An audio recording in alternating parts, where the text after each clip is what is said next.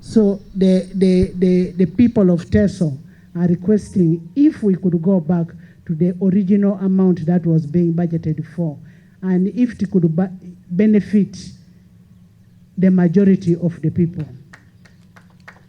Your Excellency, with those few words, on behalf of the people of Teso, we want to sincerely thank you for your initiative of bringing all these projects, Emioga, PDM, the 4-acre model, and this is a 2-acre model. I used to think I was a farmer, but today I've confirmed I'm not. And when you come back after 2 months, I'm going to be a better farmer. I want to thank you so much, and I'm going to invite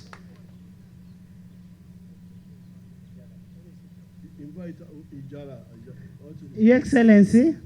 I will first call Ijala to speak to you, then I will come back and invite you. Very good. Mr. Ijala?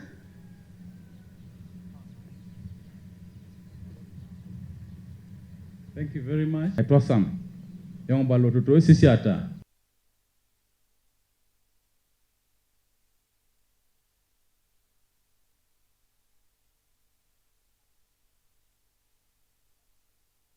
Manifesto of 96, we made this clear: extensive agriculture and intensive agriculture. Now, intensive agriculture was so happens also to be in the hands of people who are not well informed. Because me, I'm a big farmer. I'm a big cattle rancher. Even Anita Mong now is a big cattle rancher. She came and learned from me. So when she came back here, I found she had become an Abaran. But on a large scale, which means you need, because if you are doing the free range, just cows grazing themselves, to get 1,000 cows, you need 3.5 square miles. So how many people have 3.5 square miles? So that's why we said, let's have 2 types of agriculture: the extensive. Mame kereke yo gata nin. Amor kinsi kinu kere. Abule ngoda kota kanyape. All my projects. Net. Net. That is clean money.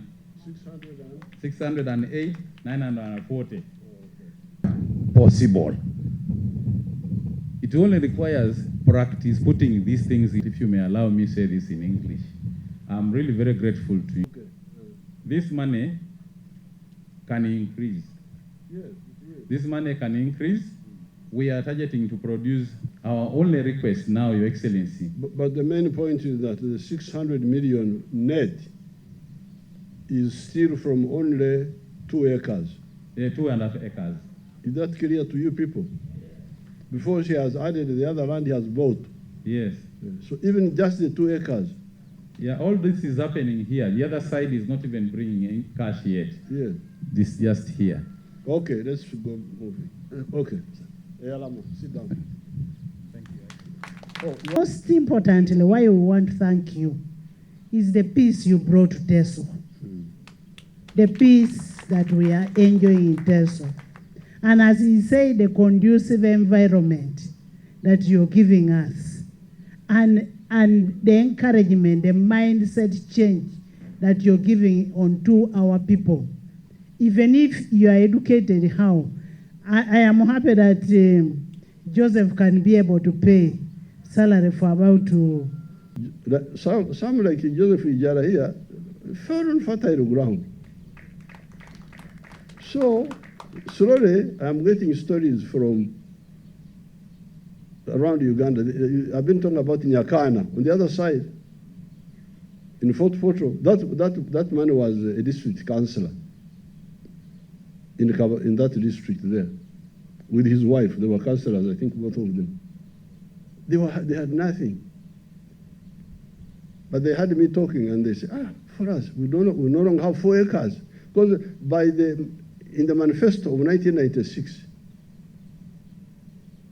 we put 4 acres model. But when Nyakana had the message, he no longer had the 4 acres. He had only 1 acre. So he decided to start with 1 acre on the issue of chicken like these ones here, and also dairy cows. And he's doing very well. Now you have seen here, and others. In the cattle corridor, people changed. Cattle corridor. People changed. The whole, the success is like 80%. All those emeralds, the ones you know. If you see now they are so fat, big stomachs, well, because they're in cars like Ijara here. They've got cars like this one here. If you go to a wedding, you think you are, the whole hill is covered with vehicles because they listened. Those are the ones I started with in the 1960s. Then the people in Masaka, somehow, with coffee, they have done something. Then Bunduwijo. But we shall talk about this. But now, our analysis by 1995, when I made the countrywide, and now the question Ijara was asking the other scientists, the other educated man, what do you call educated man in Ateso? Esoma? Lo Esomi. Lo Esomi. Now, Ijara has been helping the other Lo Esomi by saying you are growing cowpeas and growing cowpeas on a small scale. If you are growing cowpeas on a big scale, it would be a different IMAR. But now the disaster is to grow low-value crop on a smaller scale. That's why there's total blindness. And this is what I've been talking about. You people, you're going to die from poverty, and yet there is a solution. That's what Ijara said me talking, because wherever I go, I talk. God has given me voice to talk. Because if he didn't want me to talk, you can go in ICU, find somebody's looking at you, he can't talk. But for me, God gave me talk, I talk. Whether they listen or not, that's their business.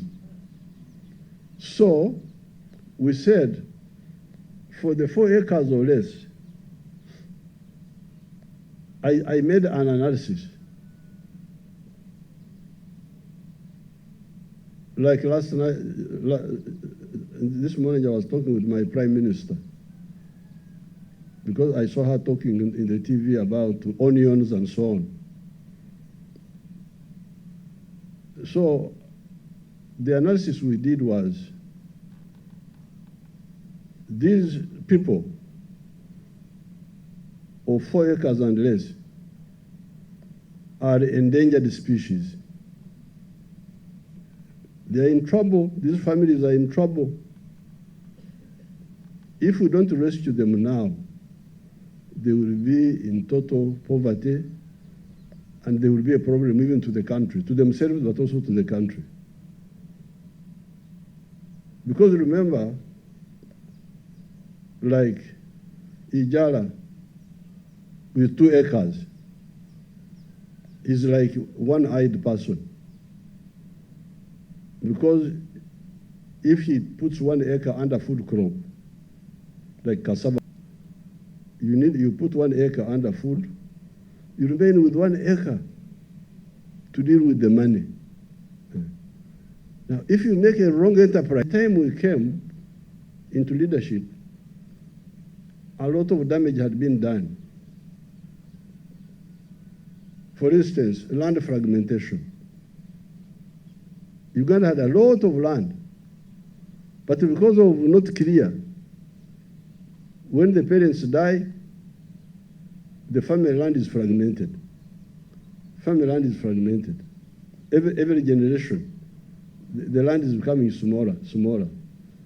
So you ask yourself, if you do not solve this problem of land fragmentation, how will the future generations be? How? You find people are just there, this one is saying this one. But you are leading these people to catastrophe. Because if land fragmentation doesn't stop for inheritance, in other parts of the world, they stopped it.